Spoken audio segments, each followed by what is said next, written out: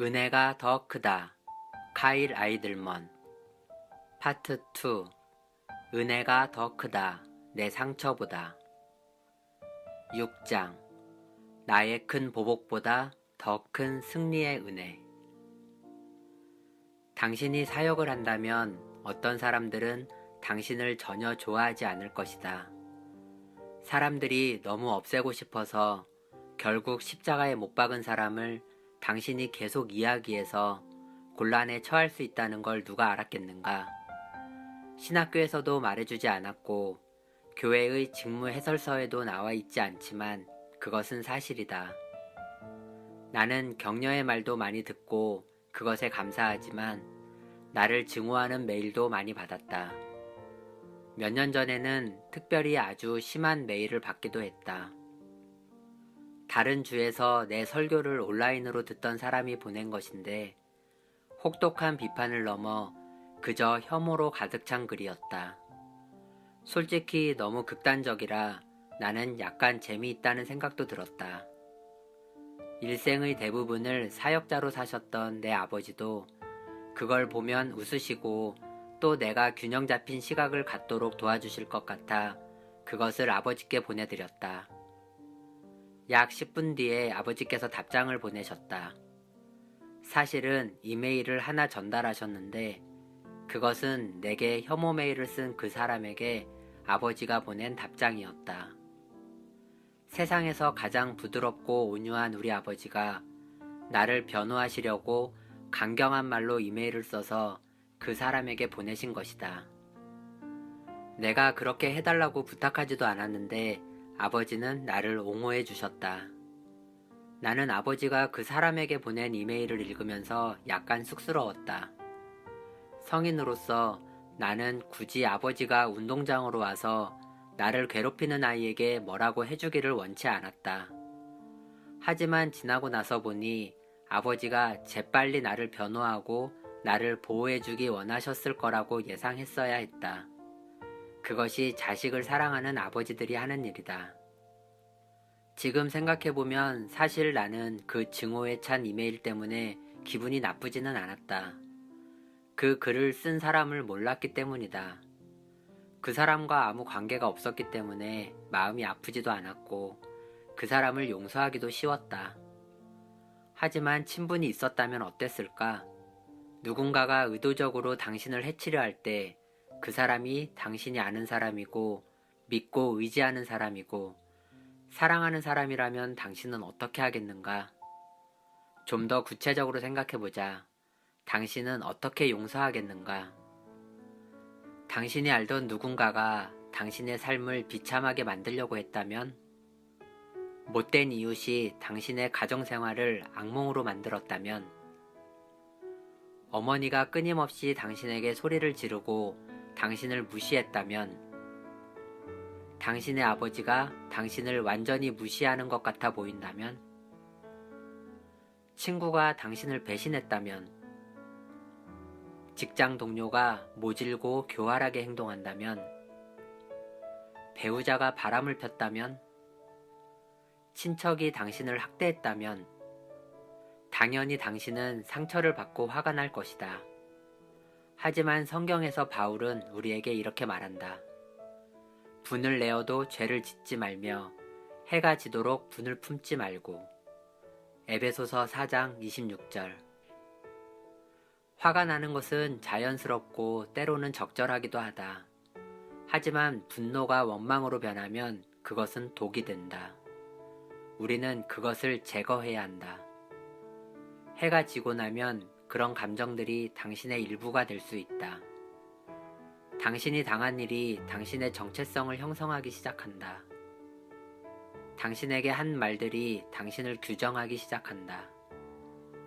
당신이 과거에 한 일 때문이 아니라 누군가가 당신에게 한 행동 때문에 자신이 포로로 잡혀있는 것을 발견할 수 있다. 따라서 분노와 원망을 없애라는 바울의 명령에 동의하는 것은 적어도 머리로는 그렇게 어려운 일이 아니다. 당연히 그것은 옳은 결정이다. 암 진단을 받았다면 당신은 의사에게 암을 제거해 주세요 라고 말할 것이다. 당신이 은혜 베풀기를 거절한다면 원망의 종양이 변형되고 증식할 것이다.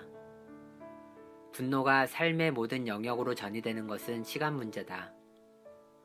앞장에서 우리의 분노와 원망을 어떻게 제거해야 하는지 이야기했다. 그것은 용서하는 과정의 한 부분이지만 용서는 더 멀리 나아가야 한다. 그것은 그저 당신의 감정을 다루는 것만이 아니라 구체적으로 어떤 사람을 용서하는 것이다.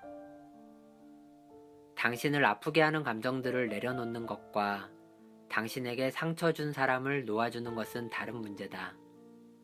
지금 마음속에 떠오르는 이름과 얼굴이 있는가? 이 말을 기억하라. 은혜는 흘러간다. 그것이 은혜의 속성이고 흐르지 않는다면 은혜가 아니다. 하나님의 은혜를 혼자만 간직하고 다른 사람에게 나누기를 거부할 수 없다. 하지만 실제로 어떻게 은혜를 나누는가? 여기서부터 어디로 가는가? 실제로 어떻게 다른 사람을 용서하는가? 나는 이 대답들이 순진하게 들릴 위험이 있다는 걸 알고 있다. 당신은 그것들이 너무 단순하다고 무시해버리고 싶을지도 모른다. 하지만 단순한 것과 쉬운 것을 혼동하지 말라.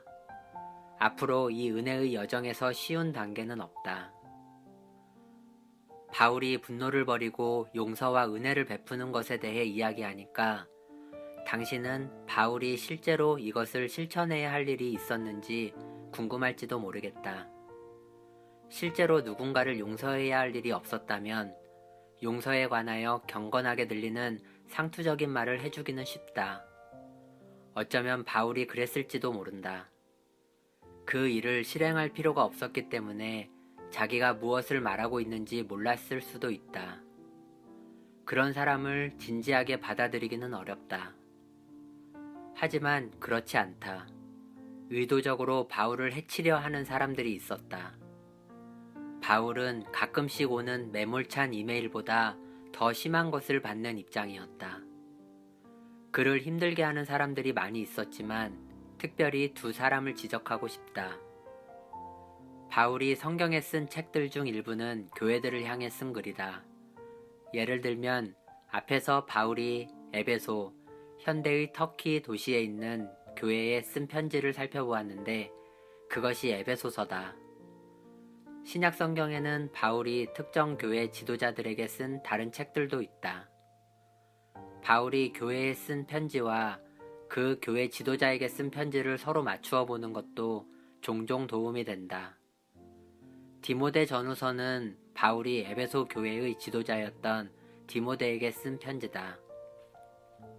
디모데후서에서 바울은 그에게 해를 입혔던 알렉산더라는 사람에 대해 말한다.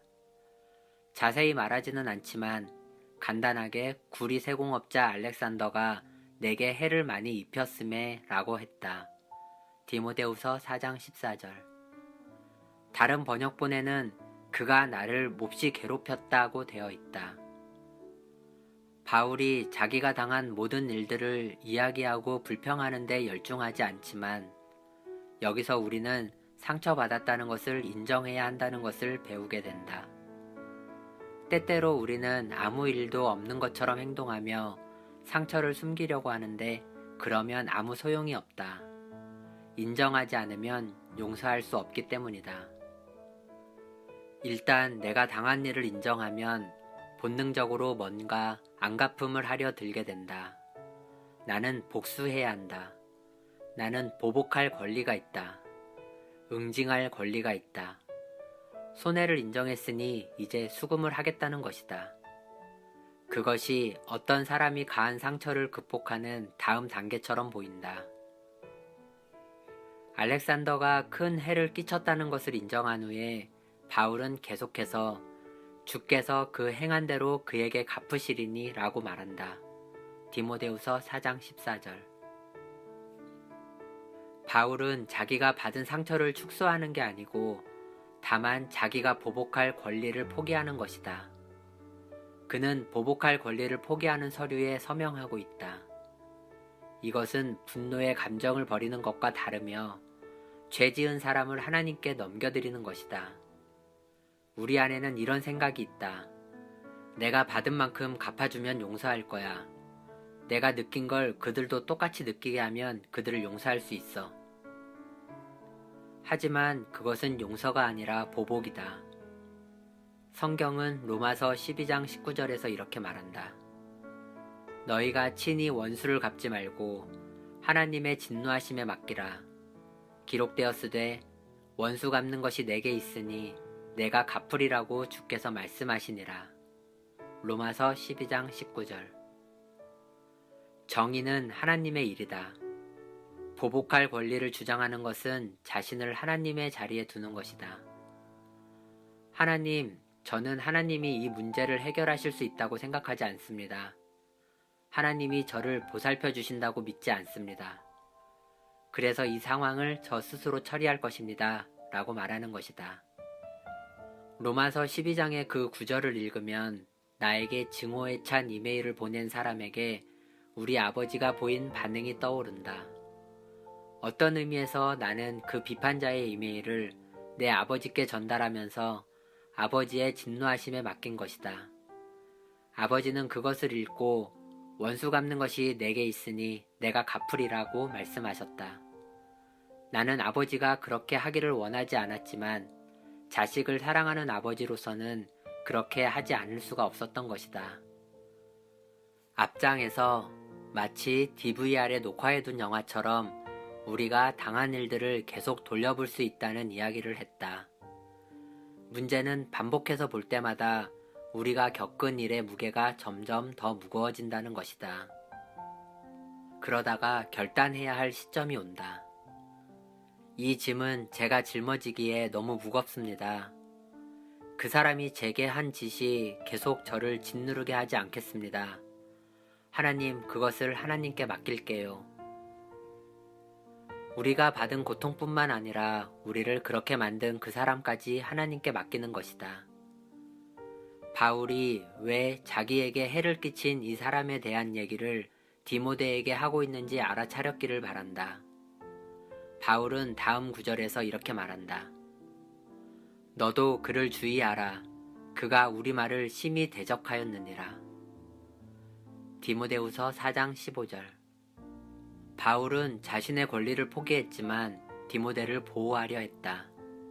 그는 알렉산더를 용서했을지 모르지만 믿지는 않는다. 용서와 신뢰가 반드시 일치하지는 않는다. 당신이 보복할 권리를 포기한다고 해서 그 사람이 책임질 필요가 없다는 뜻은 아니다. 당신에게 죄를 지었을 때 당신이 그 죄를 선고하지 않는다거나 그 사람이 법적 책임을 질 필요가 없다는 뜻이 아니다. 또한 더 나아가 마치 아무 일도 없었던 것처럼 그 사람을 신뢰한다는 뜻도 아니다. 당신은 현명한 경계선을 그으며 미래로 나아가야 할 것이다. 바울은 자기에게 있었던 일을 인정하고 그것을 하나님께 맡기지만 앞으로 해를 당하지 않도록 적절한 경계선을 정한다. 우리도 그래야 할 필요가 있다. 바울은 계속해서 상처받았던 다른 경험들을 이야기한다. 내가 처음 변명할 때에 나와 함께한 자가 하나도 없고 다 나를 버렸으나. 디모데후서 4장 16절. 역시나 바울은 자기가 당한 일을 인정한다. 여기서 그는 로마 법정 앞에 서야만 했던 재판을 이야기하는 것 같다. 로마 황제 네로는 교회를 파멸시키고 기독교를 없애기 위해 자기가 할 수 있는 일을 다 하고 있었다. 바울은 그야말로 생명이 위태로웠던 재판에 대해 말하고 있다. 공경에 처한 그 순간에 아무도 나타나지 않았다. 그는 사람들을 사랑하고 섬기며 그들을 위해 자신의 삶을 쏟아부었는데 아무도 그를 지지해 주러 오지 않았던 것이다. 어쩌면 당신도 그게 어떤 기분인지 알 것이다. 믿었던 사람에게 실망하는 고통이 어떤 것인지를, 어떤 사람에게 당신의 마음을 주었는데 그가 그 마음을 산산조각내어 돌려준 것이다. 이것은 믿는 사람에게 받는 것이기 때문에 또 다른 종류의 상처다. 바울이 구리세공업자 알렉산더와 특별히 가깝게 지냈던 것 같지는 않다. 내가 그렇게 추측하는 이유 중 하나는 바울이 알렉산더의 직업과 이름을 같이 말하기 때문이다. 나는 친한 친구들을 언급할 때 그렇게 말하지 않는다. 내 아내에게 여보, 보험 설계자 나단과 2학년 교사 에이미와 이야기를 나누었고 메모리얼 데이에 그들을 초대했어 라고 말한 적이 없다. 하지만 그의 재판 때 나타나지 않은 사람들은 그와 친하게 지내며 마음을 썼던 친구들이었다. 친밀한 관계일수록 상처가 더 클 수 있다. 이 책을 준비하면서 내 페이스북 친구들에게 자기에게 해를 끼친 사람을 용서했던 이야기를 나누어 달라고 요청했다고 말했다. 믿었던 사람에게 배신당한 사람들의 이야기가 너무 많았지만 다른 이야기가 하나 있었다. 그것은 배신당한 사람이 아니라 바로 배신을 한 사람의 이야기였다. 그녀의 이야기를 들어보자. 저는 교회에서 성장했어요. 도덕적인 사람으로서 또 그리스도를 따르는 자로서 제가 어떻게 해야 하는지 알고 있었어요. 공원에서 비를 만났고 우리의 관계는 곧 우정에서 훨씬 더 깊은 관계로 발전했어요.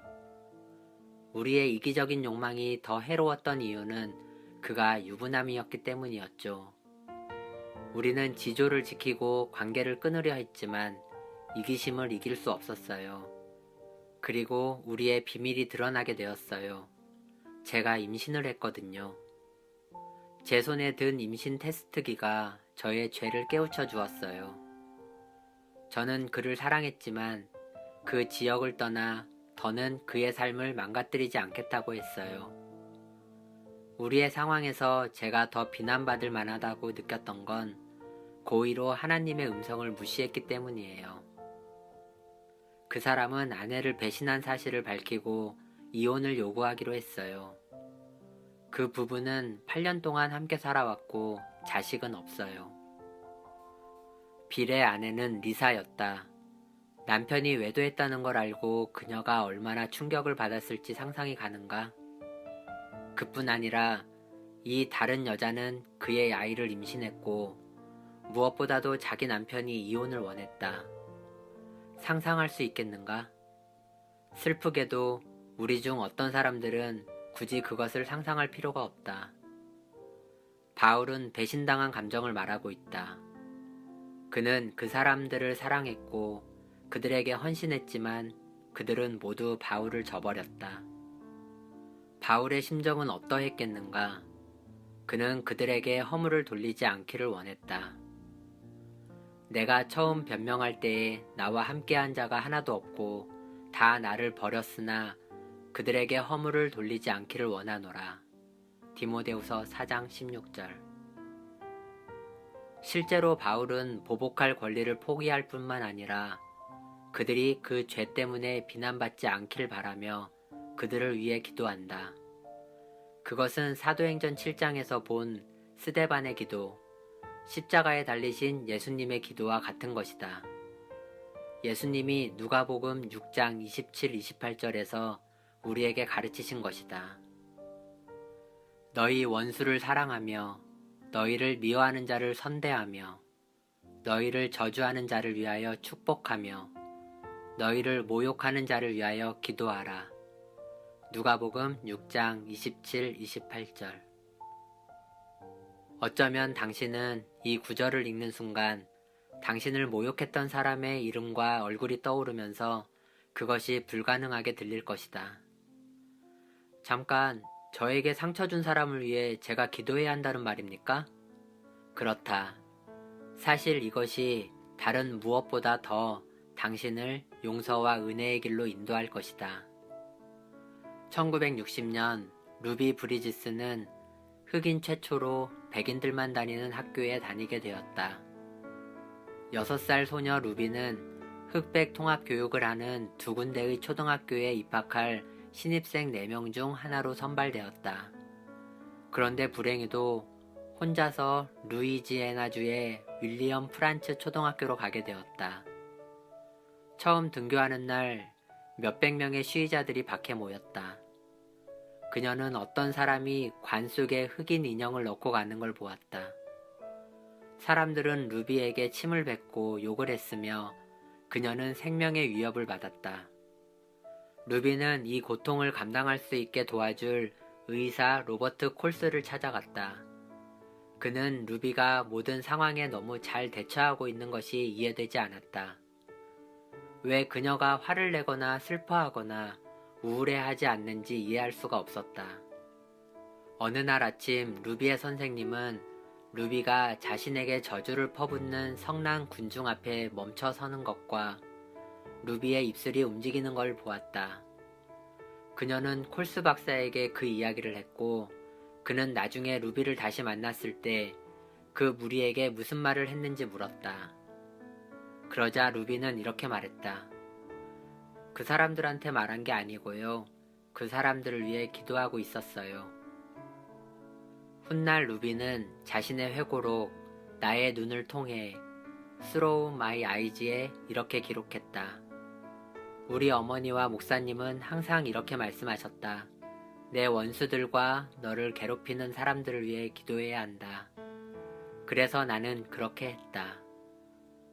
콜스 박사는 루비의 부모님이 글을 읽거나 쓰지 못했지만 예수님의 말씀대로 행하도록 그녀를 가르쳤다는 사실을 언급했다.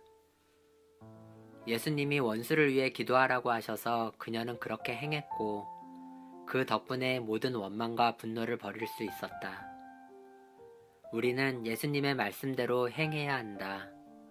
우리가 용서하고 은혜를 흘려보내려면 우리의 원수들을 위해 기도해야 한다. 당신은 예수님이 말씀하신 대로 행하는 것을 생각도 해보지 않았을 수도 있지만 그것은 또한 예수님이 당신을 위해 하신 일이라는 것을 기억하기 바란다. 예수님은 자신을 십자가에 못 박은 사람들을 위해 기도하셨다. 바울은 자기가 얼마나 부당한 대우를 받았는지, 하지만 또한 하나님께서 어떻게 필요한 힘을 주셨는지 디모데에게 간략히 이야기한다. 주께서 내 곁에 서서 나에게 힘을 주심은 나로 말미암아 선포된 말씀이 온전히 전파되어 모든 이방인이 듣게 하려 하심이니 내가 사자의 입에서 건짐을 받았느니라. 주께서 나를 모든 악한 일에서 건져내시고 또 그의 천국에 들어가도록 구원하시리니 그에게 영광이 세세 무궁토록 있을지어다. 아멘. 디모데후서 4장 17, 18절. 당신은 어떻게 용서하는가? 당신은 용서하기로 선택하고 원수를 위해 기도한다. 하나님이 당신 곁에 계시며 그분이 최종 결정을 내리시리라는 것을 인정하는 것이 가장 중요할 것이다. 바울은 자기가 의지하던 사람들이 자신을 저버렸다는 걸 인정하고 이렇게 말한다. 주께서 내 곁에 서서 나에게 힘을 주심은. 디모데후서 4장 17절. 어떤 사람들은 바울이 무엇을 표현하고 있는지 이해할 것이다. 살면서 당신이 마음을 준 사람들이 다 곁에 없는 것 같지만 바로 그때 하나님의 임재가 가장 가까이 느껴졌던 적이 있을 것이다. 당신이 배신당하고 버림받았다는 느낌이 가장 강하게 들 때 하나님이 바로 당신 곁에 계시며 당신은 그에게 기댈 수 있다는 것을 알게 되었을 것이다. 바울은 이제 자신이 받은 상처를 돌아보면서 하나님이 자기와 함께 하셨을 뿐만 아니라 자기를 사용하여 복음을 전하셨음을 알게 되었다. 하나님은 바울에게 일어난 나쁜 일들에서 좋은 것을 이끌어내신다. 사람들이 악한 의도로 한 일도 하나님이 선한 일에 사용하실 수 있다는 확신을 가질 수 있을 때 용서하기가 더 쉬워진다. 그러고 보니 나는 리사에 대해 이야기하고 있었다. 그녀의 남편은 자기가 바람을 피우고 있고 이혼하고 싶으며 상대 여성은 임신 중이라고 말했다. 나는 그녀가 얼마나 충격을 받았을지 상상할 수 있겠냐고 당신에게 물었다. 여기 또 다른 질문이 있다. 사람들은 그와 같은 일에 어떻게 반응할까? 리사의 반응은 다음과 같았다. 이것은 그 남편의 다른 여자가 한 말임을 기억하라. 빌이 리사에게 우리의 관계와 임신에 대해 본질적으로 그녀가 아는 한 그녀의 삶이 끝났다고 이야기했을 때 그녀는 확실히 엄청난 충격을 받았어요. 자기 삶이 무너지는 것을 보고서 그녀가 어떻게 했는지 아세요? 나한테 전화를 걸어 자기는 나를 미워하지 않는다고 말했어요. 물론 조만간 힘든 시기를 겪을 테지만 결국은 어떻게든 우리 모두가 가족이 될 수 있도록 기도하겠다고 했어요. 나중에 그녀는 자기가 아기에게 리사 이모가 될 수 있겠냐고 물었어요. 난 이해할 수 없었어요. 몇 년이 지난 지금도 여전히 이해할 수 없어요. 어떻게, 대체 누가 그런 힘을 가진 거죠? 누가 그런 은혜를 가진 거죠?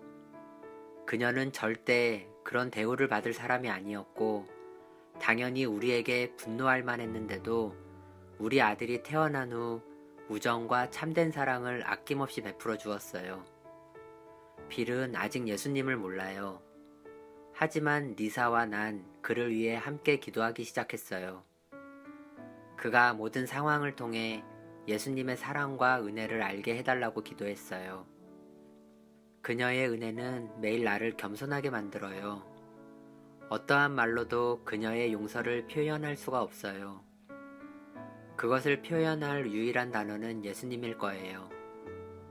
그녀의 힘, 그녀의 자비, 그녀의 은혜는 예수님이 주시는 것을 조금씩 암시할 뿐이에요. 리사를 배신한 이 여자의 말이 옳다. 그런 힘과 은혜를 가진 사람은 아무도 없다. 그것은 리사에게서 나온 것이 아니었다. 예수님으로부터 리사에게로 간 것이며 리사는 그것을 흘려보냈을 뿐이다. 당신이 상처받았거나 배신당했거나 버림받았거나 학대를 받았다면 하나님이 당신 곁에 계시며 당신에게 은혜를 베푸신다. 그 은혜는 당신이 행한 그 어떤 일보다 더 크고 당신에게 일어난 그 어떤 일보다 더 크다. 하나님은 당신에게 아무도 없을 때 기댈 수 있는 사랑의 아버지이시다. 어떤 일을 겪고 있든 간에 당신은 그 일을 혼자 겪을 필요가 없다. 이 장을 마치기 전에 나에게 증오에 찬 이메일을 보낸 사람에게 우리 아버지가 이메일을 보내며 나를 변호해 주신 이야기의 결말을 말해야겠다. 이 사람에게 보낸 이메일을 나에게 전달해 주신 지 몇 시간 후 아버지는 또 다른 이메일을 내게 보내셨다. 아버지는 내 허락도 없이 나를 대변하신 것이 찜찜하게 느껴져서 혹시 아버지로서 다 큰 아들에게 도를 넘은 행동을 했다면 사과하고 싶다고 하셨다. 다음은 아버지가 쓴 글이다. 사랑하는 카일, 너에게 그 이메일을 보낸 사람에게 내가 답장을 보낸 것을 사과하고 싶었다. 내가 나한테 그 이메일을 보여줬을 때 그런 것을 원한 게 아니라는 걸 안다. 내가 꼭 답장을 보내야겠다고 느낀 것은 그 사람이 너에게 주려고 했던 그 상처를 내가 느꼈기 때문일 것이다. 드물지만 이런 비판이 내게 향했을 때는 인내심과 유머 감각으로 훨씬 잘 대처하는데 내 아들이 비난을 받으니 곧 전선으로 뛰어들지 않을 수가 없더구나. 아들아, 난 너의 지금 모습을 사랑한다. 변하지 말아라.